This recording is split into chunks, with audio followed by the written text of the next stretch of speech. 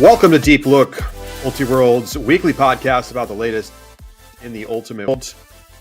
I'm Charlie Eisenhood. Joining me, Ultiworld Senior Editor Keith Rayner on this Wednesday, August 21st.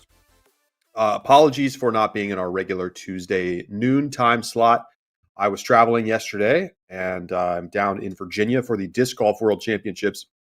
Keith, this is the big one. This is the big one for disc golf. And you know, it feels appropriate. It's like right before Ultimate Worlds, which is, you know, we haven't had this tournament for Ultimate since 2016, and that's the big one for Ultimate. And we only get it every 4 years, so it feels a little extra special that it's coming after a long hiatus. Big international competition. You do. I felt like we were already transitioning with, you have WJUC, the Olympics, and then we have WUC. So it's like a lot of international competition thoughts floating around, and you've got even more on your plate of that variety. Every world championship. Let's get it all in 1 month. Okay, so we were talking about this before we get into the main part of the show. We were talking about this with our producer, Lindsay Sue, before the podcast. Let's say, hypothetically, your team qualifies for club nationals. You win all your games all the way through. You know, maybe you drop a pool play game, but you win your pre-quarter. You win your quarter. You win your semi, and you make the final. And a genie comes to you and says, you can just drop out right now. You can lose, and I will pay you X dollars in order to do that. How much money would it take for you to say, okay, I'll take the money, instead of being able to play in the championship? Oh my gosh. The pressure of like letting down my team. You know, at that point, I'm not just taking the cut for myself. I'm taking it for everybody. Everybody's gotta take that. So maybe I need to factor that in. I gotta make sure all my people can eat. No. I actually want to go a step further. I think you also don't get to have your team play. Like your whole team, you have the power to drop out the entire team. I mean, it's a different question, I guess, but it is. It's funny. I've actually asked like basically the same question, but it's your favorite sports team winning the championship that year. Like you could guarantee it at the beginning of the season. So I'm familiar with the format here, but I don't know. I mean, I imagine it would feel really differently if I had ever been a player with realistic dreams of winning a club championship. You know, even in my best days, I was fringe roster player on a high level regionals team or something like that. So I think I'd feel differently if I were an elite player, as was expressed by Lindsay Sue, like sank a lot of time and years into it. But I also like could use a nice paycheck, a nice pay bump. But something about letting my whole team down. Like I'm a team player. I think I need a fat sum so that I could justify it to everybody else. Be like, look, I know I sold the whole team out, but you know, let me get you all electric cars. It's hard. I guess it's a lot harder to accept the money if you know you're basically screwing your entire team. Like I don't know, Yeah. I don't even know what price I would take for that, because like you would just like ruin your friendships, right? But let's say if it's just me and I'm like the worst player on the team, they don't need me really like at all. Gosh. Let's say you're good. Pretend that you're good. Let's say, I mean, I know you that's can't hard put a for price on happiness, right? I don't know, man. Definitely, I think I'd have to get an excess of like 25, 30K. Oh wow. The first comment in the chat is 50K. 50K. This Jack. I think I'd take 10K. I think I gotta go higher than that. I want, you know, the money's supposed to help you get to the places that you make the memories and experiences you want. So like that's part of the purpose. So I feel like being in a national championship is kind of one of those things. Lindsay said $1 million. But I was like, wait a minute. Shut up, if I came to you and I was like, here's $100,000, you wouldn't take it? 500, forget $100,000. 500 grand is a lot less than $1 million. I mean, inflation is so rampant that no one, what's $1 million anymore?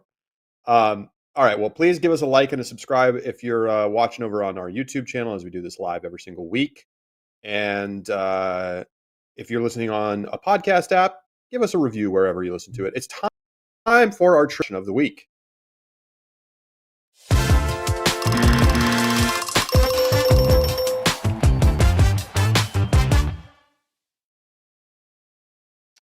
All right.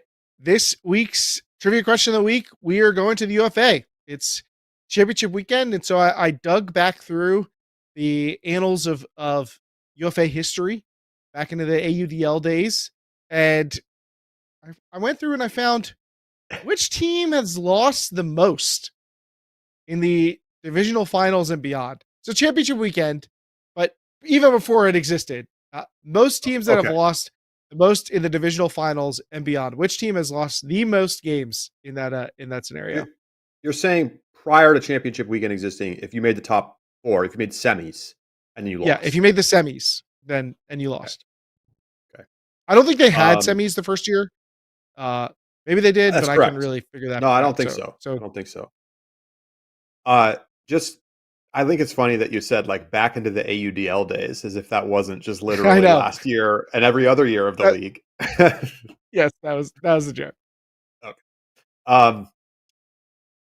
Interesting.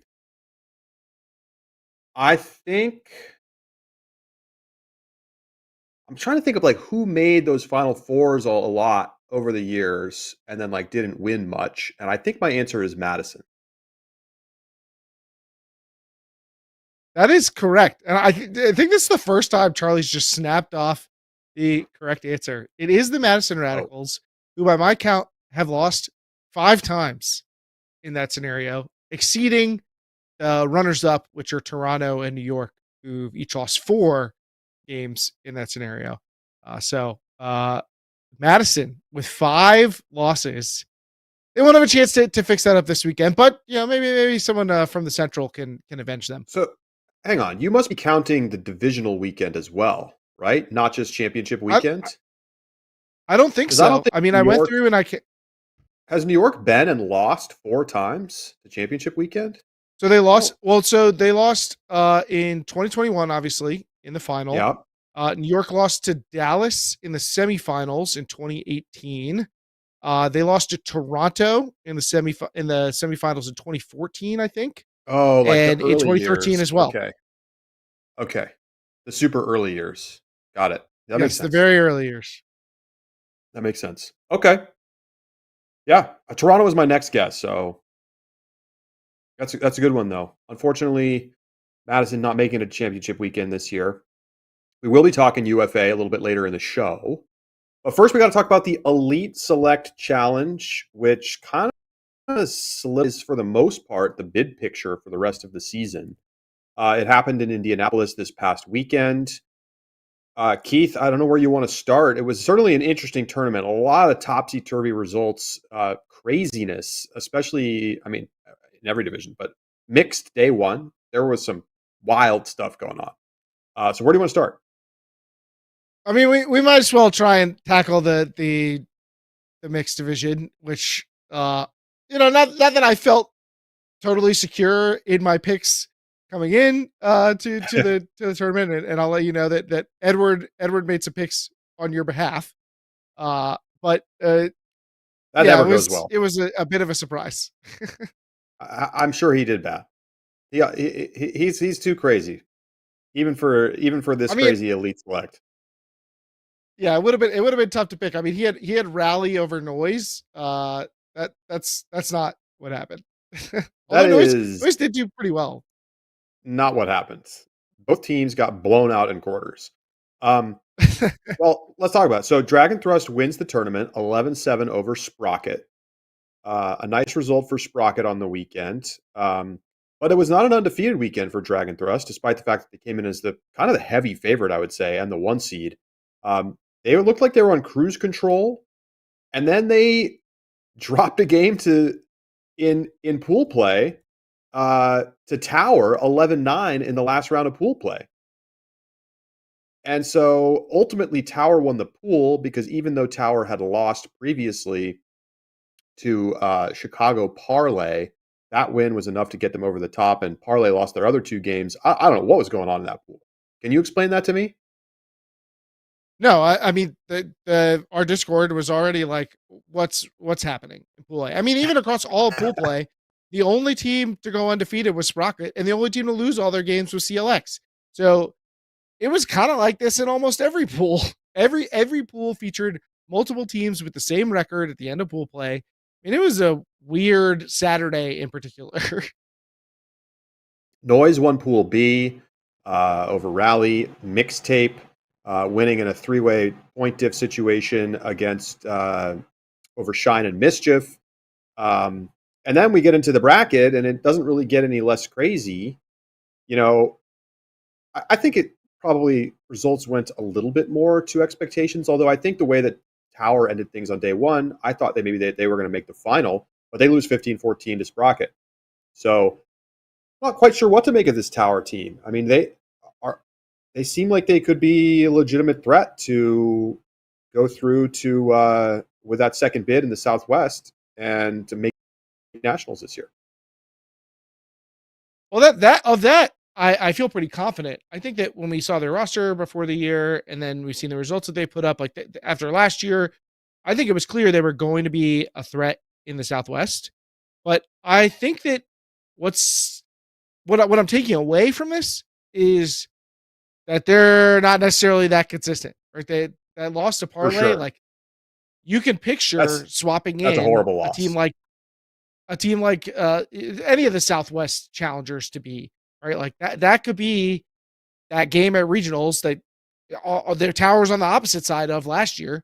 Now it could be them getting upset by the time that they get to regionals. Depending on how many bids, we're going to talk more about bids later. The Southwest ends up with, but that game to parlay is not a good result for them, and it's exactly the kind of game you could picture being a decisive backdoor game to go kind of situation at regionals for them. Yeah, I don't quite know what to make of all of it. But I think ultimately you saw the ceiling that the Tower team has, which is that they can compete and with a team as good as Dragon Thrust. And then Dragon Thrust did the thing that I expected them to do, which is win this tournament.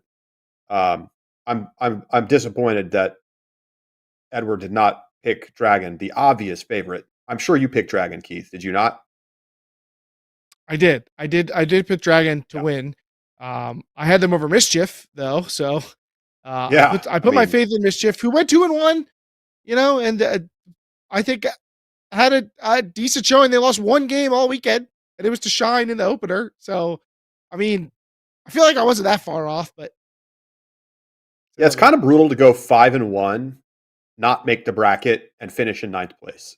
yes, Like that's that's a tough scene. tough.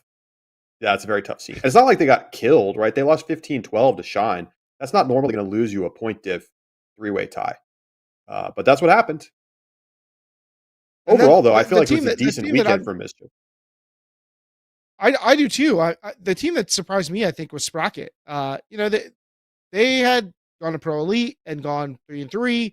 I think there was a lot of buzz around them coming into the season, but they hadn't really lived up to that. And so I was kind of ready to not sell on this team, but just think that they weren't going to reveal a higher ceiling necessarily. And they come to this tournament, and maybe they didn't. I don't know necessarily what you make of a team winning 3 straight 1-goal games to reach the final and lose to Dragon Thrust. But I maybe their weekend could have gone totally different if they don't take those W's. And they've had a lot of close results during the course of the season. So their win-loss record might not necessarily be reflective of the team's overall strength. But I don't know whether that means that they're better than they look on paper or worse than they look on paper. This is another team that I really have trouble getting a handle on who they are and who they're going to be down the stretch. I mean, bids are probably the most important thing to talk about from this weekend.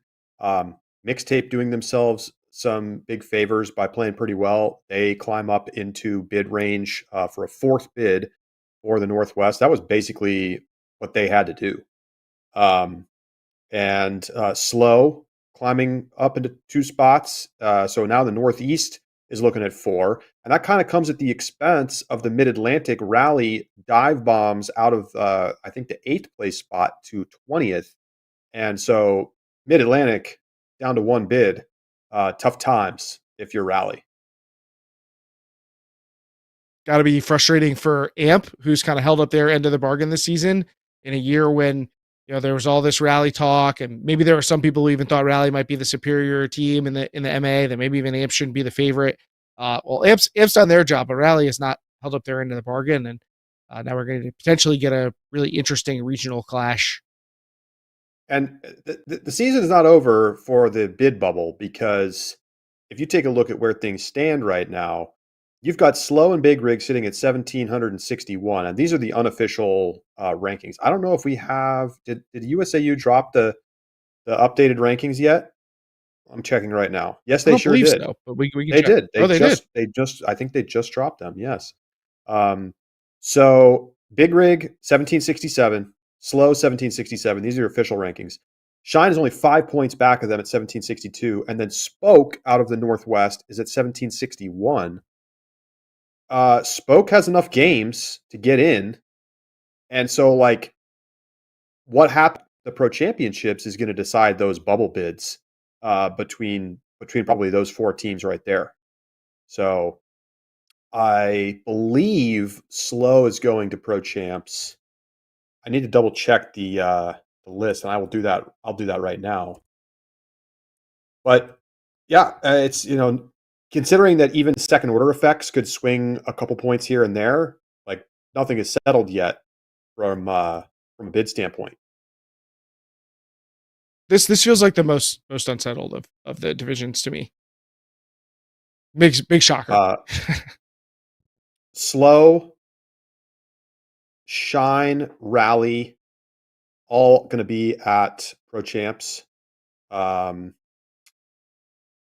so they're basically going to be playing. They're going to have a bunch of play-in games. They might even play each other for a bid late in the tournament. It'd be pretty exciting. But right now, Keith, the Northwest, Northeast sit pretty with 4 bids a pop. And Southwest got to be feeling pretty good with the 2 bids. But Southeast with only 1, Mid-Atlantic with only 1, that's a tough pill to swallow for those regions. Oh man, the Southeast, yes, is Space Force, Murmur, so many mixed teams in the top 30 and only 1 bid. Yeah, I mean, and this is not unfamiliar territory for the Southeast. I think that they've often been a region with 1 bid and probably anywhere from 4 to 7 or 8 teams that feel like we could take that bid at regionals. But this year, I think there's a sense that some of these teams had the ability to perform much better. Particularly, you look at a team like Space Force. And so I think that, yeah, it's going to be a dramatic Southeast, but I think maybe a little more desperate this year with the level of competition and the lack of success on the way. Although, there's regions with two bids that are going to feel like they don't have enough to go around. Like, remember all this talk about the South Central? If they end up with 2 bids, that's going to be a spicy regionals. Sure is. Sure is. All right, let's move on. Let's go to the women's division. Seattle Riot takes down Sixers 12-8 in the final, and Riot pretty comfortable cruise control weekend. I'm impressed. This Riot team is starting to climb back up after a couple of down years, and 12-8 over Sixers is pretty impressive. You look back to what they did at PEC West, a couple of kind of big-ish losses to Traffic. They lose by a goal to Flipside. They didn't play that many good teams at Elite Select, but 3-goal win over Nightlock, 4-goal win over Sixers. I'm not sure what more you're looking to see from this team at this point in the season. It's pretty darn good results. I believe that Sixers was a shorthanded group. So I would have that as a caveat, but definitely impressive nonetheless. I think seeing them outperform Schwa, it could really boost some confidence. It's always competitive out in the Northwest. We don't know what we're going to get from Traffic. Dark Sky kind of has a down weekend. So maybe Riot is potentially the favorite going into that regional competition. Although there's arguments for other squads as well. But I was not necessarily looking for Riot to have a breakout weekend. They hadn't put together a particularly impressive Pro Elite challenge. But now when you're looking back at it, 2 losses to Traffic, a close loss to Flipside, and then 6 straight wins at ESC, even over a weekend Sixer squad, is good enough to start to make this team worthy of consideration as not just a quarters team, but potentially an upset team if they can get to that spot. And maybe they need to be in the conversation with the likes of Phoenix and Penn. I'm not quite ready to get there, but they're next No, up. I agree they're next up, but I also don't think there's quite enough. There's just not quite enough on that roster for me to feel like, yeah, they're going to outperform Bent and Phoenix at nationals. I don't see that. But could they be the best team that loses in quarters? Yes. Well, maybe not. Could they be the best team that loses in pre-quarters? Definitely. Could they be, the next team down from that top tier of what I guess like seems maybe 7? Sure, I can see that. It to me, the things that I take away from looking at the women's division, one, like I think this is a good result for Sixers. If they're playing shorthanded and they're still are like one of the best teams in the tournament, that's a sign that they're probably a tier above most of the teams at this event. But I also think that once you get past that initial, we've got your semifinal, your title contender tier, then you've got that next challenger tier. But after that, it feels super open. And so not only do we have a pretty competitive top end, and then probably a decent divide, but then a pretty competitive after that. Like just fighting for those last spot or two in quarters slash spots in the bracket at pre-quarters. Like I think you're going to have a really competitive back end competition at nationals to get into those final bracket spots. Uh, to me, it seems like a really flat tier. I don't know that I necessarily feel like a team like Riot or Schwa is that much better than a Nightlock or a Dark Sky or Iris. I think that any given Uh, day we could see a very competitive event in that sense. I'm gonna need you to put some respect on Parcha's name right now, because you just named 2 For teams sure. above them that lost to Parcha. Um, I think a really nice weekend for Parcha. But I get your point. I Definitely. basically agree with you because look, 1 goal Parcha, 1 goal win over Nemesis, 2 goal win over Dark Sky, 1 goal win over Nightlock. They lose in semis by 4 to Sixers. So they're clearly below that Sixers tier, sort of that contender tier, but nice results. And Parcha gonna probably hang on to a second bid for the region, the Mid Atlantic. Grit is the bubble first team out right now. Nightlock jumped them, or I don't know exactly. So Nightlock took Dark Sky's spot to get the third bid west as it stands right now. So tough for Dark Sky after a really nice start to the season. Yeah, and Parcher, I picked them. I picked them to make semifinals. I think that there's an interesting potential for this team to continue to get better with the additions that they made this year, and some of the continuity that they've had from past seasons. There's some good players on this team. It's kind of about bringing things together. But I do think that you're right that this weekend was successful, and they get to reap the rewards of that. I mean, the difference between being in a one bid MA with Scandal is basic all but eliminated basically from nationals and getting in. I mean, in some ways, this was like a game to go tournament for them, if you know what I mean. Yeah, they still have to contend with the rest of the Mid Atlantic to fight for those spots. It's not guaranteed, but I think they'll be the favorite, and it's a markedly different picture going into regionals than it would have been if they were staring up at Scandal. Absolutely. I mean, there's no hope if any of those teams to get past Scandal if they don't get a second bid. Um, any other thoughts on the women's division before we move on? Dark Sky, like, yes, they got the strong early season results, 2-4 at this tournament. Don't know what to make of it. They've been kind of floated by a win over Traffic, 9-7. Not exactly the most exciting result. So I think we're gonna have to cool the jets on Dark Sky. I do think that they're still gonna be a scary team at regionals. Uh, you could see the talent on the roster from the various Western Ultimate League teams that they're associated with. But yeah, and this was definitely a cooling weekend instead of a prove it weekend for Dark Sky.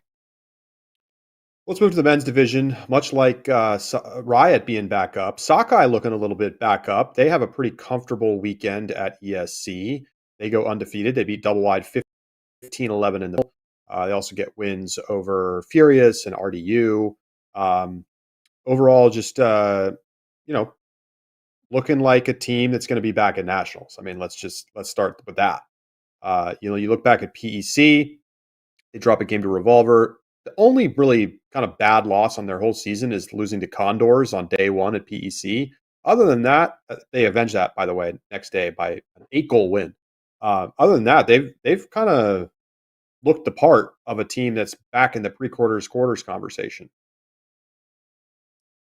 Maybe having some of the pressure lifted off of them is good, especially this. I mean, this team is super young, plus like somehow Phil Murray's on the roster. Maybe they accidentally put him. He's player coach. Maybe they accidentally put, I don't know. Bryce Dixon's there, but like this is very much a new guard Sockeye team, and maybe they're able to play a little more loose in that, in not having to feel the pressure of being forced to be in nationals. They do look back right now. I do think that the Northwest is still going to be a tough test. I think Dark Sky put together, or not Dark Sky, Dark Star put together some nice results too. But yeah, I mean Sockeye, they're looking the part. They're doing all the things that you would ask of a team that is in the nationals picture. Mallard with Ryan Osgar, they look pretty decent, Keith. They go 3-3. They lose by 4 to Sockeye, 2 to Furious, and 1 to Double Wide. They have, considering the state of the North Central, you have to consider them a potential threat to get that bid and go to nationals, right? You do. I mean, I called for a potential bounce back weekend for Sub-Zero, and they did okay. But Mallard, I think, had the stronger weekend of the two teams, and both teams went 3-3. Mallard gets the win over, I think, a short-hated Blueprint group, but that 15-11 win over Dark Star looks pretty good to me. So I think Mallard is I don't know who the favorite is. I guess in the North Central is what I should say. I think I'd still pick Sub-Zero if I had to, but not by a lot. It's gonna be a wild regional. I mean, you got Sub at 19, Madmen at 21, Mallard at 22, General Strike at 27, Lunar at 32. So you got 5 teams within 15 ranking spots of each other, all fighting over one bid. It's like the Metro East. They're a little better than the Metro East in the college division, but it is, there's definitely not getting multiple bids. It's already done deal. It's going to be a one bid region. So I'm going to be curious to see what happens. The other big story to be in the men's division is Chain's performance. What the heck happened to them?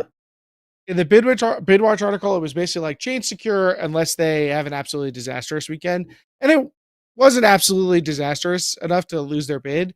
They only lost 2 games, but they also 2 bad games. I guess they lost 11-10 to Furious, which is not necessarily the end of the world, but 13-10 to GSU is not good. A narrow win over Sprout 10 the weekend, it's consolation play. Maybe you don't put too much on it, but they just were not executing well. They struggled in the wind. Really disappointing outing for a Chain team that I said on the podcast maybe he's going to play a little angry after Hustle's exit, and we didn't get that. We got a team that looked a little unfocused and undisciplined. Somebody had a wedding. I don't know how many people were out from Chain, but I feel like I'm going to give them a bit of a pass. Like I don't think this is predictive of what's going to happen for them later in the season. I still think this is a team that's going to be on the semis conversation at nationals. They're right. I don't know what to tell you. Still a bad weekend. Opening up with a 13-10 loss to Guard State is terrible. Even with a shorter roster. And maybe I don't know. Maybe we need to put some respect on Guard State. Maybe that's who needs some respect. I mean, yeah, Guard State had a pretty good weekend. I mean, they lost only by 1 to Double Wide in quarters. They kind of fell apart in consolation, but that's kind of a different focus at that point, especially for a team that's not going to earn a bid. So what else? What else here, Keith? Bid wise, not a ton of changes, but But we got to talk about shrimp, right? Do you want to do that now or later? I also need to check the you official could rankings. you have do you have a spiel, a shrimp spiel?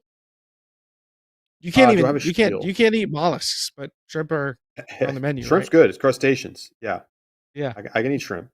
Well, okay, so shrimp. Let's talk about who is shrimp. Why are we saying this name of this team that nobody's heard of? They're out of Salt Lake. They're a classic team, and they have played two tournaments this year. They played this Colorado Summer Solstice and the Ski Town Classic. Ski Town's like a solid regionals tournament. I don't even really know. Like Colorado Summer Solstice is kind of like for fun mostly.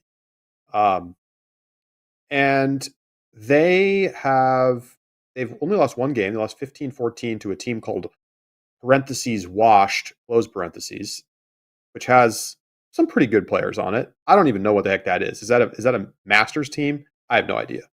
But like they got good players. Like this is like a pickup superstar team. Guys, Chris LaRock and Joel Clutton on the team. But the point is, Shrimp has mostly blown out bad teams.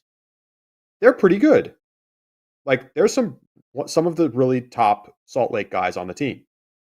And as a result, they're now 15th in the rankings and they're earning a bid for the Northwest, despite not having played a single Nationals caliber team. And so, of course, the question is, and by the way, we know that the algorithm gives you the benefit of beating, like, if you're a mid tier team and you play tournaments where you get to crush bad teams and you do crush them, like you win 15-6, 15-7, stuff like that, the algorithm loves that. And there's kind of this sweet spot of playing those weaker teams and beating them by a lot. And that's what Shrimp has done. And they're now going to earn a bid.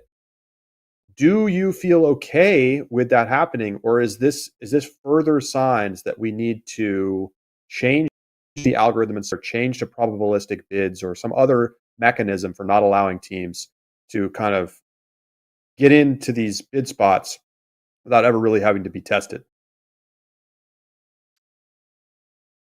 Well, in I know that this is something that we've come up against before. Like you mentioned, this is kind of a known flaw, I guess, in the algorithm. I imagine it's even more pronounced in club where there are fewer games, so you have fewer data points. In college, there are more teams playing more games. You're going to get you have some teams that are going to play like 30 something games in the season. Yes, you're going to have some teams that bubble, but that can happen in club too. I do think that I always think it's a little weird to make your formula based on the output, like what you want to achieve. Is a little strange, but I also think that like we can recognize that the objective here is to try and award the teams that have the best regular seasons, and we get to define what that means. We want to award them with postseason opportunities, and it doesn't necessarily feel like Shrimp has met the bar. So to me, yes, if we've seen this arise enough that we potentially need to think about mathematical safeguards that need to be placed in the algorithm or in the rules to prevent these types of situations from happening. I have no problem with what Shrimp did. They just played their tournaments and they won their games and they're a Yeah. good team. And they might go to nationals. Like and they might win a game at nationals. Like it's not like they're a bad team. But I do think that this shows once again that we probably need to rethink a little bit of this flaw in the algorithm that has existed and has been known for like 10 years at this point. There's an article by Scott Dunham up on UltiWorld about this. And a lot of times you hear teams say, especially in college division where this is a little bit more prominent and bids are a little bit more fluid, oh, like if only we could get into Easterns or ESC or you name the tournament, and then we could get a bid. Actually, you're better off going to a regional tournament and beating teams down if you want to get a bid. So just seeing that once again. Final thoughts, Keith, on the men's division. Are you concerned about Double Wide losing that game to Sockeye and having some close games against other teams that aren't that good, or do you give them a pass? No, I actually think kind of the opposite. I was a little concerned about Double Wide at coming into the season, and I think that they have solidified themselves as a nationals caliber team. For sure. So I think that they have surpassed my initial potential concerns. I don't necessarily think they're contending for semifinals or anything like that, but I do think that they will be a team that could go to nationals and win games.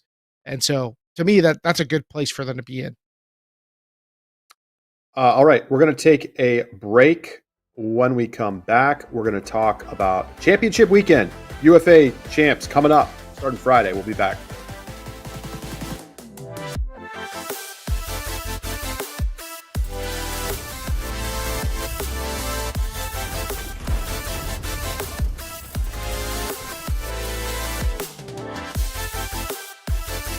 Whether you're gearing up for a TCT event or Summer League, YCC competition or Masters, Breakmark can help your team get kitted out. Their bundles get you everything your team needs, and each one comes with a free reversible and 5-panel hat. Whatever your game, Breakmark.com is the place to get your team ready this season.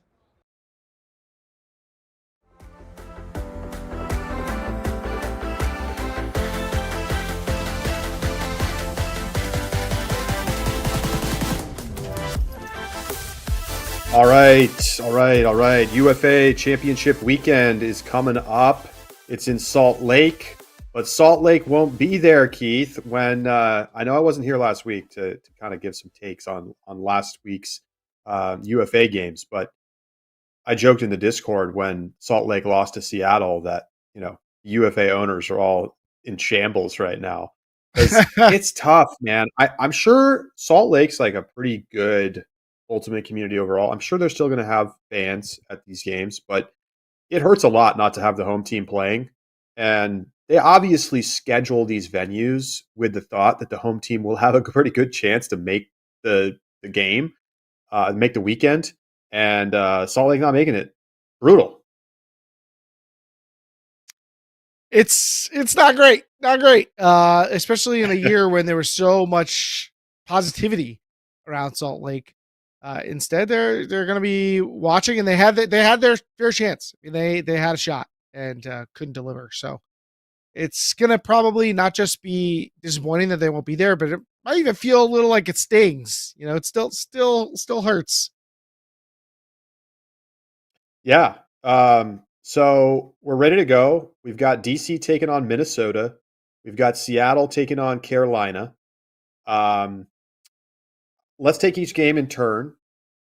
I know you guys already talked about the games to get in. Why don't we start with DC, Minnesota? Of course, DC is going to be the favorite. I set the line at DC minus 3.5. We can talk about our bets on the spread there if you want to, Keith. I just think that the Breeze's offense is just going to overwhelm what Minnesota is able to bring to the table. And we've already seen that Minnesota's offense is go up the disc a little bit. I have a hard time seeing the wind chill really being able to hang in there with DC. DC's been through the gauntlet. They've had to face off against the league's best team for years and come up short over and over again. And finally, they're able to break through and get to championship weekend. I mean, they feel like a team of destiny to me, given the strength that I see in the East in general. But I just don't think the wind chill are going to have the horses to keep up with this DC Breeze team. DC is very understandably the favorite coming into this game, but it's the wind chill who already have that championship weekend experience, and on paper, their offense is much improved. I think from they've always felt like, I don't want to say like the Radicals, but similar to their rivals in the fact that they have this fantastic defense, and their O-line is maybe less star power filled. But I don't know that narrative really holds true for this year's team. When you look at teams with the best O-line conversion percentage or hold percentage, or even just total scoring in the league, like the wind chill are fully in there with the Breeze. So I think that, yes, they play in different divisions, so the competition is exactly the same, but I think that the wind chill offense has looked better than expected, and their defense obviously is very good and is good at getting breaks, as good as DC, probably in that regard. I think that this could be a competition between the two best teams at championship weekend, and I am really trying to talk myself into the potential upset. I think if both teams play their best game, it's hard for me to exactly see the wind chill winning. But it kind of felt like that last year going into championship weekend, and they were a miracle away from pulling it out. So this is a game in which Keith, I feel like I would take the wind chill to cover the spread, but it's hard for me to talk myself into them winning. you're out of your mind. Okay, I went to Minnesota and I watched them play the Empire. And to be fair, Minnesota was missing a couple of starters, so they were not at 100%. To be also fair, neither was New York. New York destroyed them. Destroyed them. It looked like New York was the team of destiny again, and then New York couldn't even make it to the game to play DC, where they would have lost because DC blew them out at home. I feel like maybe I set the line too low. Like, I'm definitely taking DC minus 3.5. I'll lay the points all day, every day. Minnesota does have a good defense. They probably will get some turnovers, but they just don't have anywhere near the firepower of this Breeze team. They just don't. Like, of the players in the game, let's say the top 10 players in the game, if you were going to draft a team, how many of them are on the Breeze and how many of them are on the wind chill? I think I maybe only take one or two guys from the wind chill out of 10. Charlie. You can't overcome that. You can't overcome that. Charlie, Yes, do you know how DC has done at Zion Bank Stadium this year? Any idea about their performance in that venue? DC, they've never won at Zion's Bank Stadium. Not once. They're not a single time. Good point, Keith. Good point. I didn't consider that. Look, I'll take Minnesota to cover 3.5, but I unfortunately have to take DC. Are you going to answer my question? How many of the top 10 players are on the Breeze? Oh, I didn't know you actually you answered the question for me. No, I want to hear your answer. Probably 7 DC guys. I think. So are you just believing in the hope of the central defensive schemes? No, I mean, look, if the Central is supposed to be some vaunted defensive division, how come the wind chill's offensive numbers stack up pretty well? Nicely next to they play Detroit 4 times DC. A year. I mean, come on. Look, it's not like they have a terrible offense, but I saw the blueprint of this game already playing out, and New York executed to a T, had basically no issues running through the wind chill defense. And the wind chill offense was able to stay with New York in the first half. To be fair, they were hitting on Hucks time and time again. But there's just we'll see. You want to make a bet, because we can make a side bet. I'll take DC. You take 3.5. We can make a side bet on the 3.5. I'll take Minnesota to cover the 3.5. What do you want officially entered into the record here? Do you want it on the spread, or do you want just the winners? We should just take the picks on the record, right? Okay. I think we might both take DC. Yeah, we're both taking DC then. Okay. Minnesota did have a nice performance last year in the semifinals matchup against Salt Lake. I think they outperformed my expectations, but they were also playing in front of about 3,000 people at home. It's going to be a different story playing on the road. Although I suppose they will have a lot of underdog support from the neutrals in attendance. The Salt Lake fans might back them, honestly. Let's go a little, before we move on, just a little bit deeper. Specific matchups that you like here, like player-wise. Like, I'm surprised you're so hyped on this Minnesota offense, given that we saw them kind of struggle against the top teams in the league when they've played them this season. I mean, I wasn't really necessarily hyped on this offense until I actually started looking at the team's overall performance. And yeah, maybe those are inflated. Maybe they played an indoor game in Indy or whatever. I don't know. Maybe that overall makes them look better. We also have to remember that they were missing some of the key offensive players on this team for a part of the season. With some of those college guys. I mean, this is a young team, plus Matt Rader, basically.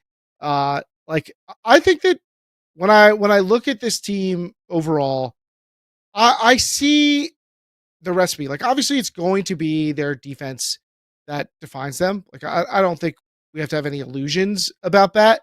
But I think their offense just isn't a dumpster fire. You know what I mean? Like, It's that's what not. I'm kind of getting at.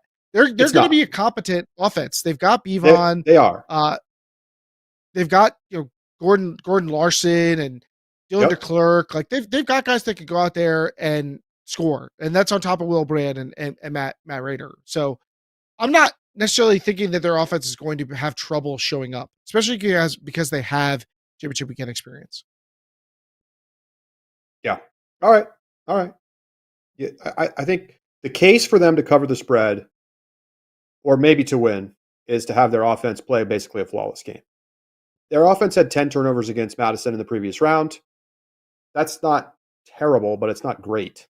And they're playing a much better team in the DC Breeze. So we'll see what happens. Let's move on. Seattle, Carolina. First time ever these two teams are going to face off in the AUDL/UFA. Carolina getting in with over Atlanta. Seattle getting the upset over Salt Lake. I mean, I think Carolina is pretty clearly the favorite. The question is by how much. I set the line at 2.5. Carolina minus 2.5. I think the Flyers are they feel like a little bit of an enigma to me. They had such a great game plan against Atlanta. And then Atlanta was happy to just kind of deliver the game to them on a platter. But like, is Carolina that good? I really have a hard time seeing them getting past DC if that ends up being the finals matchup. And I kind of wonder if Seattle's got a chance to win this game. So curious for your thoughts here, Keith. I definitely think you got to say Seattle's a live dog. I just don't think Carolina's done anything so convincing that you feel like they're just clearly that much better than Seattle.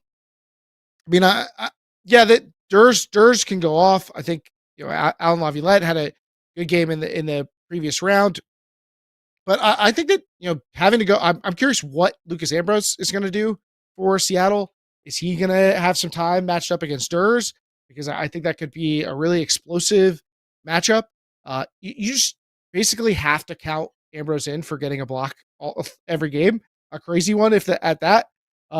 He's just a huge playmaker. I don't think he's going to be able to shut down Durs, but I don't necessarily think that's what he's out there to do.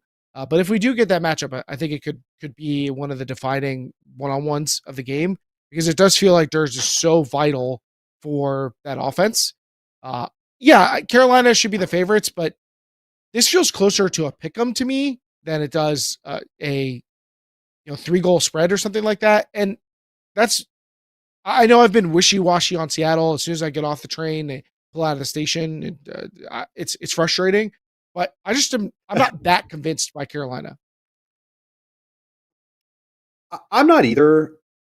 But once again, when I look at these rosters next to each other and I look at the active 20, I have a hard time convincing myself that Seattle's got enough juice to get past a Carolina team that, again, has been more tested than Seattle.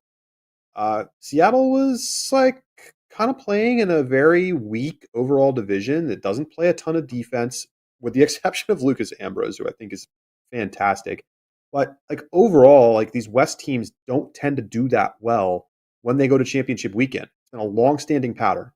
Um, I think it's possible, but I honestly wonder. Like, let's say Ambrose does take the Durs matchup. I still think Youngst is going to probably win the matchup more often than not. Like, he is so fast and quick. Uh, there's like a reason he made the U.S. national. It's like he's grown into that next level player. Obviously, Khalif can be a real difference maker. Zeppelin Raunig has been great this whole season for Seattle. I think some of their top end guys, who they relied a lot on, by the way, in the previous matchup against Salt Lake, they kind of gave those guys more responsibility, and it worked out well. I just think that the power level of the teams stepping up from Salt Lake to Carolina, I think that the Flyers are going to do their homework. They're going to come up with a great game plan against the Cascades offense, the same way they did against Atlanta. And I like the overall mix of players more for the Flyers, led by guys like Toby Brooks and Laviolette and Youngst and Henry Fisher, more than I like what I see from the Cascades. And so The number's hard to choose. I will take Carolina to cover, but mostly because I'm kind of looking at past championship weekends and projecting West struggles, which we've tended to see. Just the East Coast elitist bias here from Charlie Eisen, known hater of the West Coast.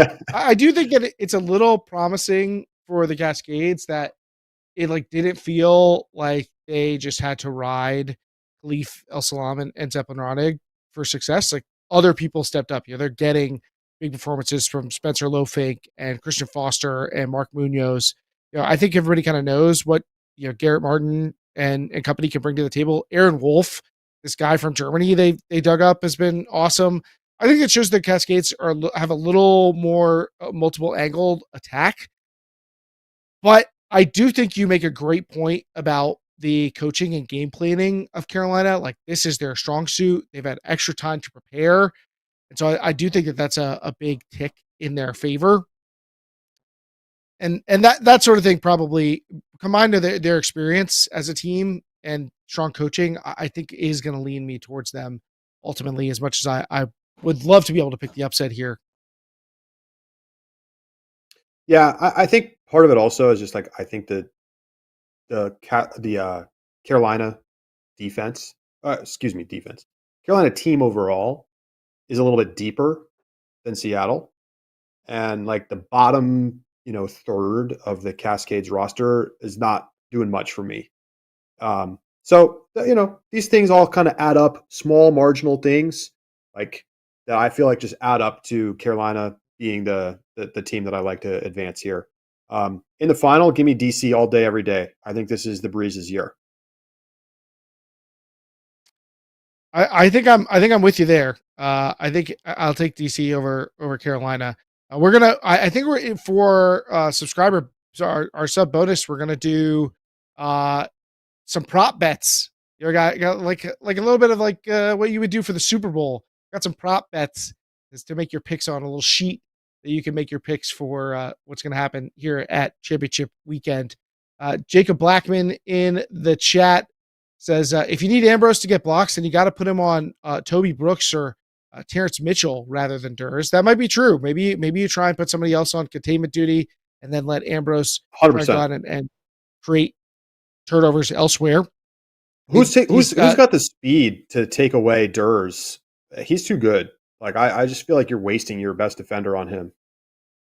I mean, the Cascades led the league in breaks this year per game, so they know how to go out and convert. They're second in the league in blocks too, so they're going to be a tough out. I think. I do think we make it a low scoring game, which maybe leads me to favor Seattle covering just on the nature of lower score tends to be smaller margin, but that's more betting parlance than it is a great feel about these two teams. All right, well, it's time to get to our question of the week, which concerns last week's or 2 weeks ago UFA games.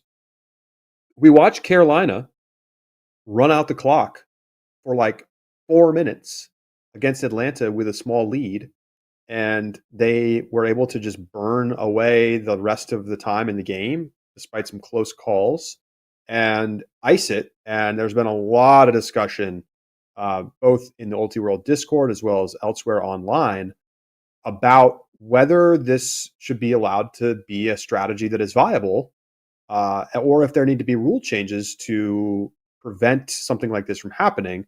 And so the question of the week is simply, should there be a change to the UFA rules to prevent late burning clock? And if so, how would you implement it? So, Keith, I'll let you go first. What do you think? Yes, there should be a rule change. Legitimate strategy, no beef with Carolina for employing it. And I do think that this specific example happened to be fairly compelling. I talked about it on the show last week with Edward. I thought we did get some good tension moments. Shout out to the commentators for helping drive that. But I think that you can easily see a scenario in which it's a lot less interesting to watch and eats up a lot more time. You can see a team go up 4 and do this for the whole fourth quarter. And even if they give up a couple of easy goals because they turn over on their goal line, like if you get to eat up 8 minutes of clock, and win by 2 instead of 4, like that's a great deal. So I think the league probably needs to curb this before some enterprising team decides to experiment with trying to do this more often. I don't think it's interesting to watch. I do think that all the caveats about Atlanta could have tried to do something different. There's a lot of conversation in the Discord about this. There's some folks saying let defenses adapt before we make the change. I give the defense a chance to do anything about it. I don't think we need to see what the defenses have to do to adapt this. I think we already kind of know how keep away works on a giant field with good players. It's just hard to take away the disc. Like if a team is not interested in scoring, it doesn't have that motivation to advance the disc. Like it's just going to be hard to wrench it away from them. You're going to have to invest a lot of time and energy. I think a rule is the right choice. What rule to me is a much tougher question to answer. The 3 main suggestions I've heard are shot clock, some sort of backcourt line, basically. I don't know. You put the 20 near the brick mark. You can't go back past that or something like that. And the last idea I think that you've seen floated around is a throw limit, the number of throws you can have on offense before you need to score. I don't know which one of those is actually the best. They all have pros and cons. I think both of the longer counting ones are a tracking issue. Suddenly you have to find a way to track that. But the backcourt line, now you got to add a line to the field. I don't know. I don't know which one is the best way to try and nip it in the bud. I have really been going back and forth about this topic in my own mind. I think there's something impressive about what Carolina was able to do. You make it sound as though keep away, a sort of endless keep away, is something that any team could just do. I don't agree. I think it takes a high level of skill and some really tricky throws if you want to do keep away for more than like 30 seconds. And defenses will adapt. I do think Atlanta should have adapted more. They should have brought extra defenders into the zone. Should have basically forced Carolina out and said throw a huck. And if they hit a huck and they score on you, okay, at least you ended the point, and you can try to get your offense down there and score quickly and get another opportunity. But instead, they're just sort of playing like standard defense, and that was not the right idea. I don't think you have to try something different. But that said, I'm still concerned that the fact that this worked is going to be sort of an encouragement for teams to think about, okay, how can we best optimize time wasting when we have a lead in the fourth quarter? That's incredibly boring to watch. And we've seen this play out in, college basketball for a long time. And I guess even the NBA level, for a long time, they didn't have a shot clock. And this is what would happen. It would be like the world's most boring sporting event because all that was happening was time wasting. And that's not what you want to see. You want to see teams have to at least try to advance, right? Now, every sport is going to have some amount of time wasting that happens at the ends of games when they have a lead. We see this now, right? Teams hold the ball in the NBA until there's 5 on the shot clock before they get up a shot. Their teams run the football in the NFL or even kneel, depending on how much time is left. But, those sports have a mechanism to get the possession back to the other team.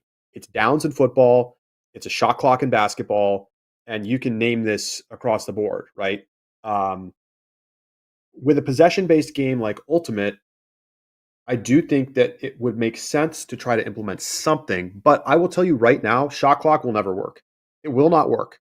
It simply will not work because what's going to happen is that you're going to say every defense is going to go, okay, all we need to do to get the disc is make them burn clock, and they're going to run junk and they're going to run zone, and we're never going to see more sort of like physical matchup defense, which is more fun to watch and generally more effective to keep teams from scoring.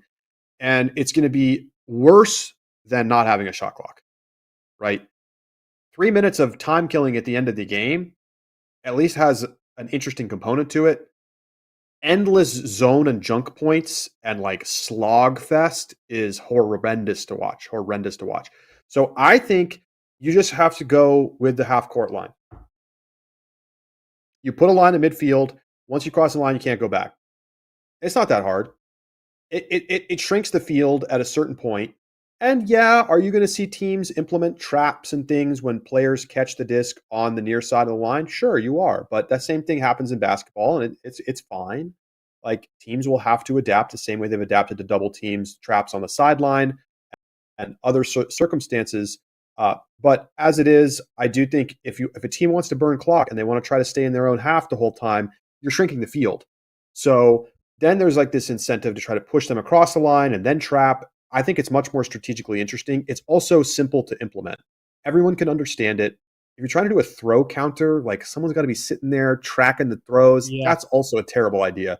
It's just a terrible idea. So is a shot clock. So give me the half court line. Other than that, I think it's really up to coaches to do a better job. I think there was also, I think I've seen the idea floated around of something more subjective, basically like referees need to make sure that players are attempting to score more or less. And like, you could tell the difference subjectively between resetting the disc and playing keep away. Like, I don't think it's that hard. And yeah, we would get into some weird gamesmanship where maybe you're stalling a little bit, but not a lot, not enough to get called for it. I don't know. So that is an option.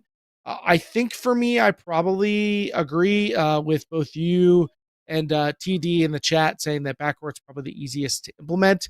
I do think there's probably ways to build around it so that it's a little less like teams trying to trap there necessarily. But maybe that's good. Maybe it's a way for teams to try and come back. I don't know.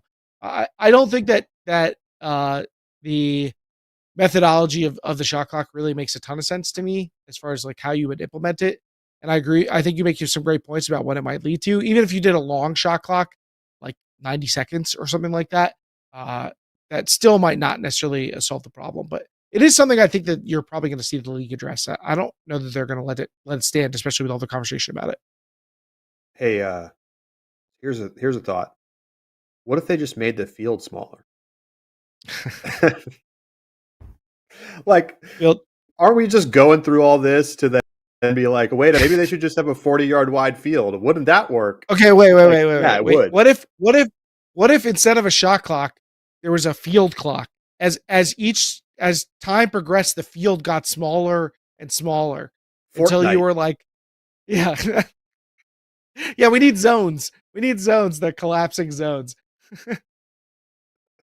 I do think it is curious. I'm curious, right? Like, what would happen if you had a 2-minute shot clock?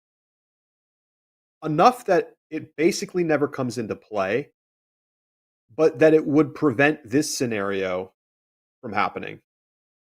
Like, I think there probably is a shot clock limit that would be not enough to suggest to teams, oh, we should just run zone, but also, short enough that it would prevent super time killing strategies. But keep in mind, this has only happened really this one time. I have never seen this in another UFA game.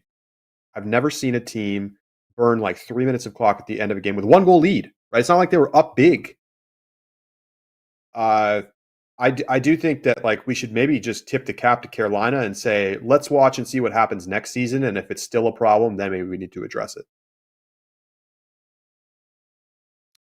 Maybe that's what we do. But you could open yourself to some potential problems if like I said, some team could want to experiment with, what if we just do this all the time? Yeah, well, you still got to score to get into the lead. So true. You can't, and every pass comes with risk. There's some classic Jim Parinella articles about that, right? Even if you're completing at 98%, you throw enough passes, you're eventually going to turn it over. Let us know your thoughts. Shoot us an email, deeplook@ultiworld.com. Hit us up on Twitter. Does anybody still use Twitter? At DeepLookPod on X. Give us a like, give us a subscribe. Keep an eye out for more Worlds analysis videos. We've also got our Worlds broadcasting schedule dropping later today. Super excited for the World Championships. They start in about a week and a half in Australia.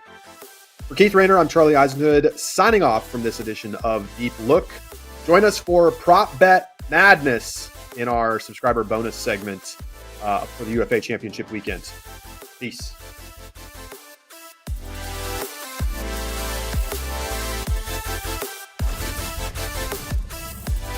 Columbia or USA? Who's going to be the favorite in the women's division? That's the question, man. It's still USA, but it's close.